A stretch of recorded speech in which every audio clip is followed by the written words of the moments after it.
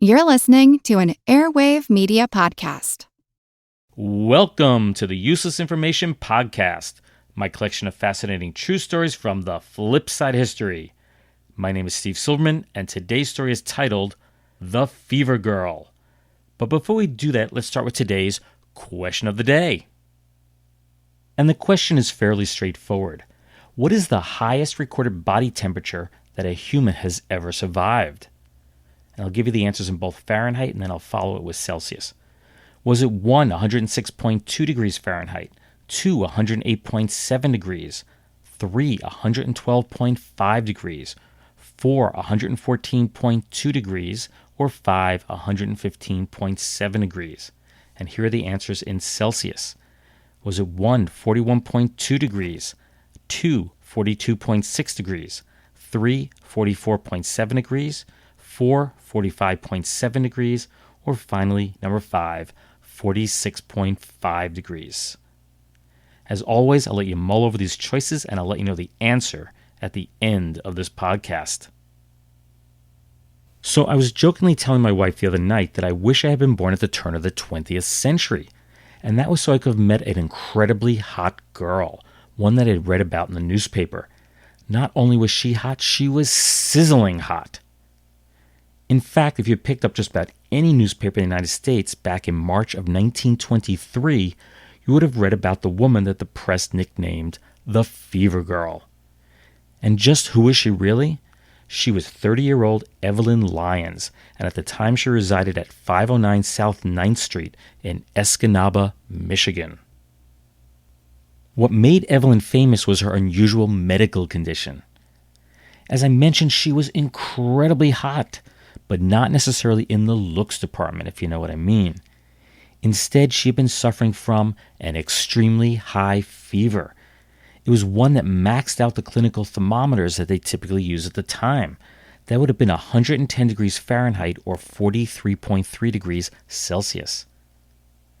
The amazing part of her story is that while most people would have suffered brain damage, organ damage, or been killed by such a high fever, Miss Lyons was still conscious, she maintained her full appetite, and she was completely rational. The story goes that she'd initially caught the flu, which then of course developed into full-blown pneumonia. For a period of about 2 weeks, Evelyn had a fever of 107 degrees Fahrenheit, which is 41.7 degrees Celsius. And then, in the 4 days prior to the story breaking the news, which would have been March 4th of 1923, it had jumped to 114 degrees Fahrenheit or 45.6 degrees Celsius. Now, doctors weren't really sure of that. That was an estimate because they had to place additional gradations onto their thermometer to make that measurement. Dr. Harry C. Defnet, who was the city health commissioner placed in charge of her case, told the press that Miss Lyons' fever had baffled all of the doctors in Escanaba. He reported that Evelyn was being treated at home and that her mother, Hannah Lyons, was having a tough time keeping her in bed. At one point, she totally disappeared, and the neighbors frantically searched the neighborhood for her. They found Evelyn about an hour later dressed only in a nightgown, lying in a snowbank in an alley near her home. When asked what happened, she responded, quote, "I was tired of staying in bed and I wanted to cool off." Now, I can't speak for anyone else, but when I'm having even the slightest fever, I am shivering from the cold. There's absolutely no way I would jump in a snowbank to cool off. This woman was clearly a medical oddity. Needless to say, Evelyn was taken back indoors and her temperature was taken once again. And guess what? Her fever was still at the top of the scale. Just incredible. According to the various newspapers, doctors expressed concern as to what might happen if her fever subsided rapidly. Some felt that the fever may have been, quote, caused by a former tumor that was pressing up against the thermal centers of the brain. That's the end of the quote. On March 6, her fever rose even higher. That was to a new record of 118 degrees Fahrenheit or 47.8 degrees Celsius. Now, I should mention again, this is only an estimation due to the limitations of thermometers at the time. One thing that was certain was that when Dr. Defnet inserted his thermometer into her mouth, the mercury rose to the point where it popped the glass tube. Wow, now we're really talking sizzling, aren't we? Yet, through all of this, Evelyn continued to lack the typical symptoms that accompany a high fever. Now, she occasionally complained about a bit of pain, but that was about it. Day after day, the press followed her progress, and as you'd expect, letters and telegrams arrived from all over the nation. Some expressed their get-well wishes, while others offered medical advice. During an interview with a reporter, Evelyn remarked, quote, "I wish you would thank through the Associated Press all the people for me." She added, "I am glad to have their comfort in my fight for victory, and I would like to thank each one separately." She further stated, "I know I will recover. I wish I could get outdoors because I know I'd be better off if I got out into the cold air. But I guess I will have to obey the physician as he undoubtedly knows what is best." And that's the end of the quote. On her 16th day with that high fever, both Dr. Defnet and a Dr. Mole, he was the secretary of the Delta County Medical Association at the time, they signed statements for the Associated Press. Dr. Mole's statement read, quote, "I found the temperature to be the maximum of a thermometer, which I estimate at 114 or more. The patient is rational. The odd case is not exaggerated and is true to the letter." Then another Escanaba physician, a Dr. Snyder, visited her the next day and reported, quote, "There can be no doubt of the correctness of the previous temperature readings." It was now time to bring in the experts from the big city. The New York Times reported on March 19th that a couple of top-notch physicians from Chicago would be arriving shortly to offer their opinions. Miss Lyons was once again quoted in the same article, quote, "If they would only quit thinking of me as a freak. I don't intend to die just because I have a temperature. I'm going to get well." But things seemed to go downhill quite quickly over the next couple of days. A special thermometer was obtained from the Weather Bureau, and her fever was now registering a whopping 124 degrees. That's 51.1 degrees Celsius. Incredible. Dr. Defnet reported that Evelyn had lost her appetite, and she had grown weaker, and now she was starting to show signs of, quote, "serious nervous disorders." And then, suddenly, on March 12th, it was all over. No, Evelyn Lyons did not die. Instead, her body temperature had miraculously dropped to the normal range, and she survived. The headline in the March 13th edition of the Chicago Daily Tribune explained it all. "Hot water bag put the lie in Miss Lyons' 114-degree fever." Yes, it was all one big hoax. It was those two doctors from Chicago that did her in. Their first checks of Miss Lyons' temperature with a mouth thermometer were consistent with the high readings that had been reported in the press. Then, with the patient's permission, they had Dr. Defnet catheterize her, and they collected a bottle of her urine. They then proceeded to once again take her temperature orally, while at the same time they were secretly measuring the temperature of the urine sample. The two results were not in agreement. The oral thermometer indicated a high fever. The urine showed that her temperature was normal. The doctors knew that they were being had, so they asked Miss Lyons to come clean. She strongly protested, but for some reason she did allow them to take her temperature again orally to prove that she was sick. But getting that measurement was not easy. Miss Lyons kept removing the thermometer from her mouth, and she was shaking it wildly in her hand, all the time expressing concern that the glass tube could shatter in her mouth. But eventually she did cooperate, and as the doctors expected, her temperature showed no fever. The doctors once again demanded that Miss Lyons tell them how she pulled off the deception, but she offered no explanation. So once again, they placed the thermometer in her mouth to get a reading, and this time they left the room. What she didn't know was that she was never really alone. That's because one of the physicians was spying on her through a crack in the door. She was observed to arch her back upward, and then she placed her hands with the thermometer underneath, and then she returned the glass tube back to her mouth. When the doctors came back into the room, they demanded that she produce whatever it was that she was hiding. That's when she sat up, searched among the bed coverings, and finally produced an extremely hot water bottle that was about the size of a baseball.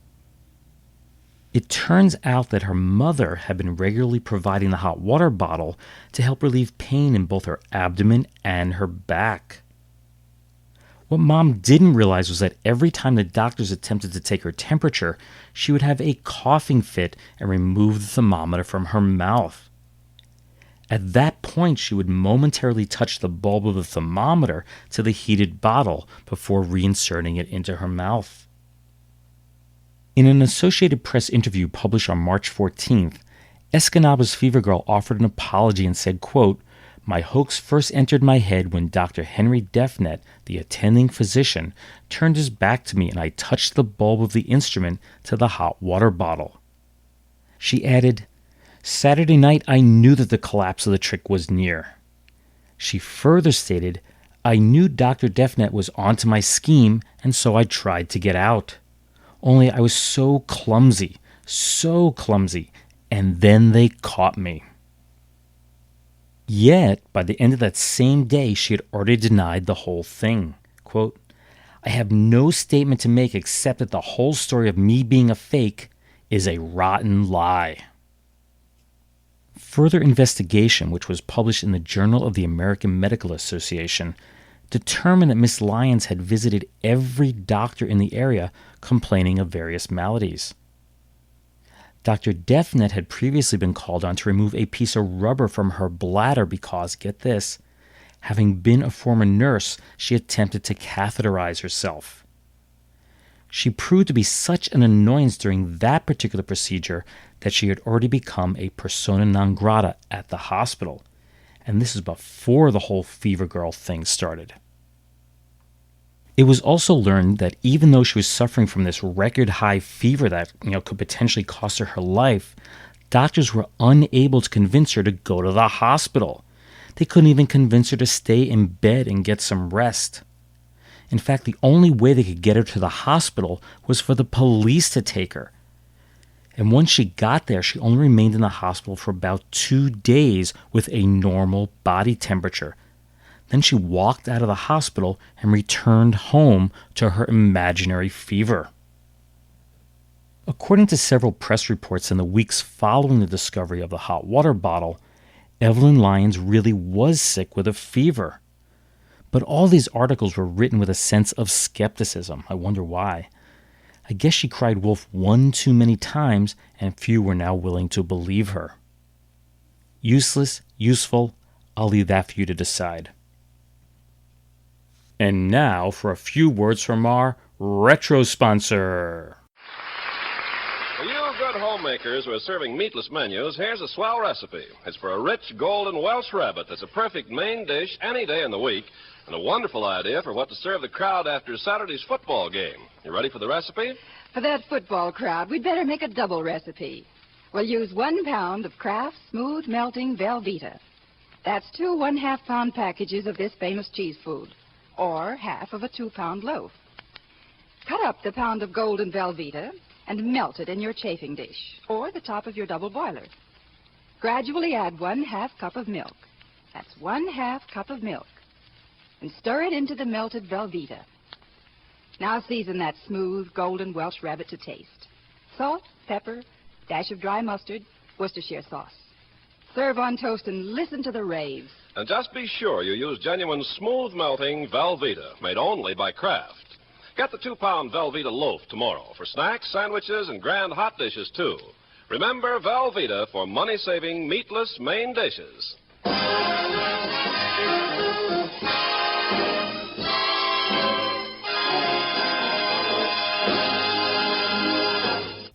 That commercial for Velveeta is from the October 16th, 1947 episode of the Kraft Music Hall, and it was hosted by Al Jolson and featured special guest Bing Crosby, who had actually hosted the show himself from 1936 through 1946. There have certainly been many jokes made about Velveeta over the years, and it certainly didn't help when Kraft announced early this year that there would be a shortage of the product until after the 2014 Super Bowl. According to Wikipedia, Velveeta was invented in 1908 by Caleb Hommel, and they offered no further explanation. Yet most detailed sources on the invention of Velveeta credit its invention to someone else. So I'm going to tell you the latter story. Supposedly, Velveeta was invented as a solution to a very big problem that was facing the cheesemakers at the Monroe Cheese Company in Monroe, New York in the early 1900s. You see, cheesemaking was an inexact science, therefore there was a lot of waste. You know, there were broken or misshapen wheels of cheese that couldn't be sold. When the company opened a second manufacturing plant in Covington, Pennsylvania, the amount of unsellable cheese grew substantially, and then it was all returned to the Monroe facility. And of course, that meant a bigger loss of profit for the firm. The task of turning this unusable cheese into something sellable fell into the hands of cheesemaker Emil Frey. He tinkered for nearly 2 years trying to perfect his recipe. In 1918, he figured out a way to add whey, which is basically the liquid left over after the making of cheese, back into the company's broken bits of Swiss cheese. And this created a velvety smooth cheese, so he named it, very obviously, Velveeta. And since the whey is mixed into the cheese, the U.S. government requires it to be labeled as a processed food. And that, of course, has given Velveeta its bad reputation as a mystery food. The brand was spun off into the independently operated Velveeta Cheese Company on February 14th of 1923. It was later sold to Kraft in 1927. Personally, I find the invention of Velveeta to be ingenious. Frey took 2 cheese waste products and he combined them into a useful, edible product. And we have a name for that today. It's called recycling. Although I don't think many people would be buying Velveeta if it said it was recycled on the package. And now for a few totally useless, yet totally true tidbits from history. It's time for what I like to call News of the Weird Past. And today's stories all have one thing in common. They're all about teachers. So July 8th of 1916 was a great day for New Jersey teacher and principal Walter C. Davis. You see, earlier in the year he had been fired by the Overpeck Township Board of Education after they found him guilty of the 4 charges filed against him. The charges were as follows. First, physical disability. Second, inefficiency in teaching. Third, incapacity. And lastly, conduct unbecoming of a teacher. Now, he must have done some incredibly awful things to have those charges filed against him and to, of course, ultimately lose his job. So here's what he really did. In regards to the physical disability, that's because he only had one eye. His inefficiency in teaching, that's because he supposedly mispronounced a few words. That included algebra. And that charge about conduct unbecoming of a teacher, that's because he removed his coat while teaching class on a warm September day. Yet, I did mention this was a happy day for him. And that's because the State Commissioner of Education ruled that it was permissible for him to teach with only his shirt sleeves and no jacket on. His job was ordered reinstated. Boy, have times changed, huh? Next up, the July 1st of 1932 issue of the New York Times told of a swindle that affected more than 50 teachers in the Bronx. You see, all these teachers were seeking summer work at the city's playgrounds, and they were thrilled when the telegrams arrived telling them to report to the Board of Education at 500 Park Avenue, room 403 for verification. The telegrams had been delivered collect, meaning that the would-be playground employees had to dish out between 38 and 43 cents to read the notices. Now, that doesn't seem like much, but this would be between $6 and $7 today, which was a big chunk of change to have to dish out during the Great Depression. One teacher had been vacationing in the Catskills and had to pay $6 in car fare to get to the meeting on time. Adjusted for inflation, that would be about $100 today. As each of the teachers arrived at the Board of Education, they found out that the telegrams were fake. Police were on the lookout for a man that was estimated to be between 20 and 23 years old, 6 feet in height, 175 pounds, and having light-colored hair. It was believed that he obtained the names from lists that were published in the newspaper. And our last story for today is dated July 8th of 1954, when it's reported that the Wayland, Massachusetts School Board had voted to terminate the employment of 46-year-old second-grade teacher Ann Hale Jr., who just happened to be a descendant of Pilgrim John Alden. So why did they fire her? It's because she was a member of the Communist Party between 1945 and 1950. As a result, she was charged with conduct unbecoming of a school teacher, with being unfit to teach, and lastly, of course, being a member of the Communist Party. At the time of her suspension in April, Ms. Hale sent the following letter to the parents of her 28 students and requested that it be read to them. Dear children, your family will tell you that different people have different ideas about how the country should run.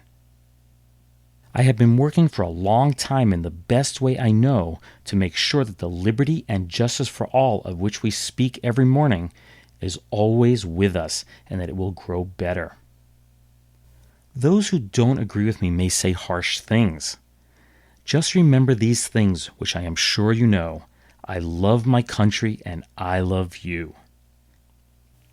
And now for the answer to today's question of the day. And I had asked what is the highest recorded body temperature that a human has ever survived. And your choices were in Fahrenheit 106.2, 108.7, 112.5, 114.2, or 115.7 degrees. In Celsius, it was 41.2 degrees, 42.6, 44.7, 45.7, and 46.5 degrees. Well, the answer is the last option, 115.7 degrees Fahrenheit or 46.5 degrees Celsius. That occurred back on July 10th of 1980. That's when 52-year-old Willie Jones of Atlanta, Georgia, was in his apartment during a heat wave that was sweeping the southeastern United States. He decided to cook a meal and then he fell asleep. Friends later found him in a coma and Willie was rushed to Grady Memorial Hospital. Dr. Gail Anderson, who headed the team that treated Willie, said, quote, with a regular rectal thermometer, his temperature went off the top of the scale. He had been packed in ice for about 15 minutes before another higher range thermometer was used to measure that record-breaking temperature.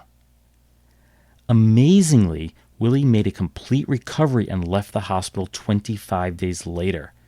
Now that's one record I hope never to break. Well, I hope you enjoyed today's story on the Fever Girl as well as the other stories that accompanied it. If you'd like to read more true stories just like this, please be sure to get a copy of one of my books. They are Einstein's Refrigerator and Lindbergh's Artificial Heart. Both written by me, Steve Silverman, and they're available from your local bookseller, online, and of course from your local library. I will be posting the support materials for this on Facebook shortly. That's www.facebook.com/uselessinformationpodcast. That's all one word, Useless Information Podcast. If for some crazy reason you'd like to get in contact with me, you can simply drop me an email at useless@steve.silverman.name. That's useless@steve.silverman.name. Or you can visit my website, which is uselessinformation.org. There's also contact information on the Facebook page. Well, thank you very much for listening, and I hope you tune in the next time. Bye.